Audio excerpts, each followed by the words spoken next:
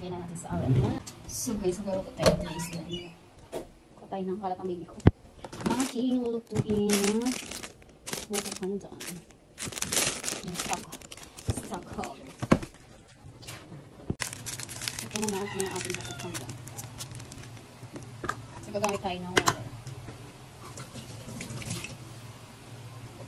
So, 1 cup. So, 2 cups lang para hindi matigas-tigas yung bukuhan dyan. So, lagay na natin.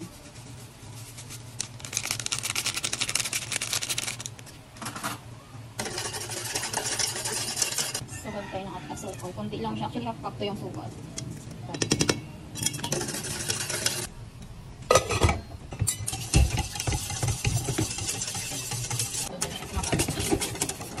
Ito 10 minutes. 10 minutes to 15. Okay, at least. So, luto na siya. Tingnan natin.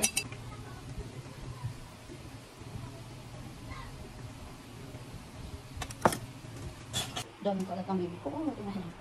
Kunin natin yung ating strainer. Natin yung ating buko. Ay, lagyan. Lagyan. Hindi nila akong buko. Kakain ko sana ito kasi. Naisip ko, meron akong milk. And, kasi dapat supposed to be, nakakin ko lang. Eh, sabi ko, meron akong natirang milk. Saka yung iba ko natira kasi. Kaya pinakat ko na lang ng ganito. Ayan natin. Moist.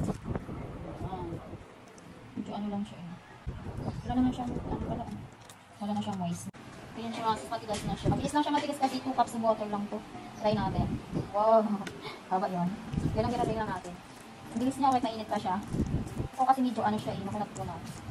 Wala ito hindi siya maano, ganyan kasi matigas na siya kanina bago ko siya nilagay. Ang bilis niya magtigas. Ganyan lang natin mga sis. Walang direction. Ganun. Ganun natin. Init pa niya, oh.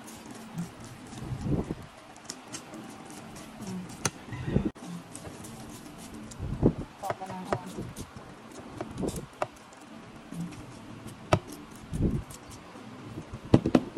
Ha? Ito plastic eh.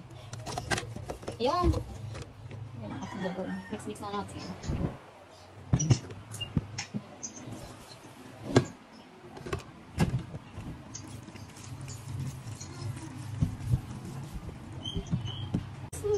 Kunin natin yung natira natin meron kasi sayang baka masira. Tsaka yung ating yung kunin natin sayang.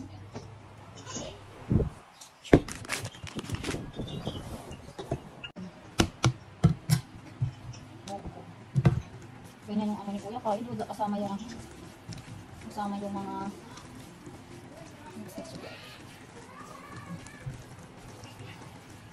siyempre, lagay na natin yung ating condensed jersey yung gamit ko guys.